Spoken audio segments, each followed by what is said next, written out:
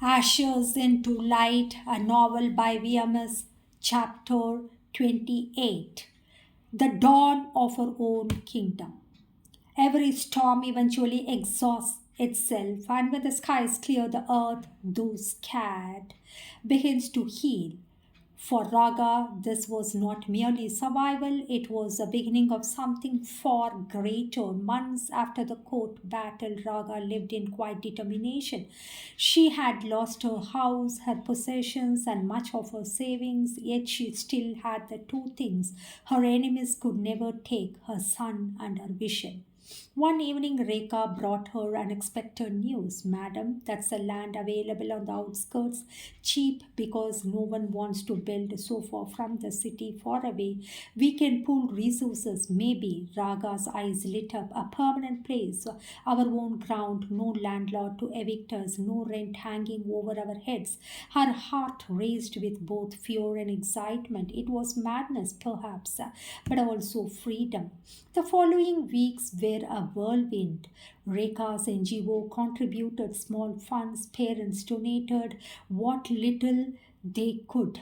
Raga sold her jewelry, the last remnants of a past life, brick by brick, wall by wall. A modest structure began to rise.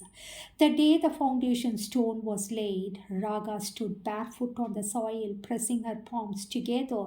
Tears blurred her vision as she whispered, "This is it, Kana, our kingdom, built not on fear but on hope, a fort of success and faith."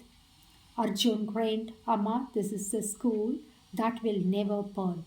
When the first batch of children entered the new building, Raga felt as though her soul itself had been reborn. The laughter of children bounced off fresh walls.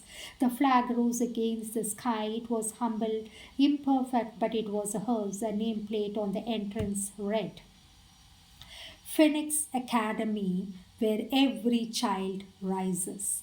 Parents wept when they saw it, for they knew the story behind the name. It was not just a school, it was a testimony that destruction can lead to creation, the ashes can birth wings.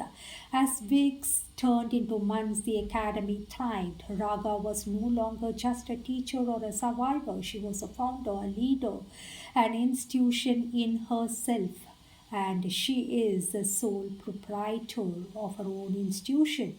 Her enemies had tried to chain her, silence her, bury her. Instead, they had sharpened her will, hardened her spirit, and given her the fire to build something indestructible. One night, sitting under the stars in the courtyard of the academy, Raga opened her diary. She wrote slowly, her hand steady, her heart light.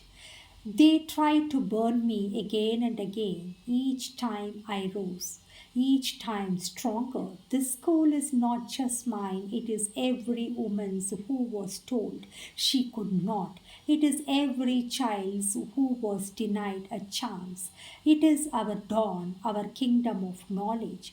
She closed the diary and looked at Arjun, who sat beside her with his books. "This is our beginning, Kana," she said softly. Arjun smiled, his eyes glistening. "Yes, Amma, the dawn of our kingdom."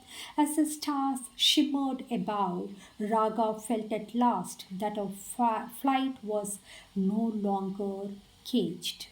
And she has started from the ashes to the embers, ashes into light. End of chapter 28. Epilogue, the last page of the diary. The years had flown like a restless river. The young mother, once trembling under the weight of betrayal and abuse, was now a woman with silver streaks in her hair and calm fire in her eyes. Raga sat in the quiet office of Phoenix Academy, surrounded by walls covered with drawings, trophies, and photographs of smiling children who had passed through her doors. Her son Arjun was now a man, a professional in his own right, compassionate and fearless like his mother. He is like a chip of the old block. Yet to Raga he would always remain the boy who once clutched her sari in crowded courtrooms, who had whispered, "Don't cry, Amma, I'm here." That evening, as the sun set behind the schoolyard, Raga opened her old diary, the one she had carried across cities, courtrooms, and borders. Its pages were worn, stained with tears and ink. Slowly she wrote, "To whoever read this one day, life will try to break. Men with money, power, cruelty will try to chain your spirit. The world will laugh at your wounds. Judges may dismiss your cries. Families may betray you. And neighbors may feast on your shame. I have lived through all of it. But listen, none of them win if you refuse to bow your head. They can steal your house, your salary, your name, your reputation, but they cannot steal your truth.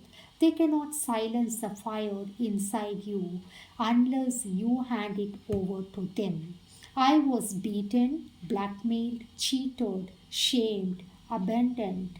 I lost years of my life in courtrooms that gave me no justice. I lost love, I lost safety, but I never lost myself, and that was my victory." As she placed the pen down, Raga looked at the academy grounds where children played freely under the evening sky. Their laughter was the anthem of her resilience. Arjun entered the room just then carrying 2 cups of tea. "Amma still writing?" She smiled, closing the diary. "Yes, Kanna, but today I think I wrote the last page." He set the cups down and kissed her forehead. "Your story is not ending, Amma. It is only beginning. Is in every child who studies here." Raga's eyes glistened, but her smile was steady.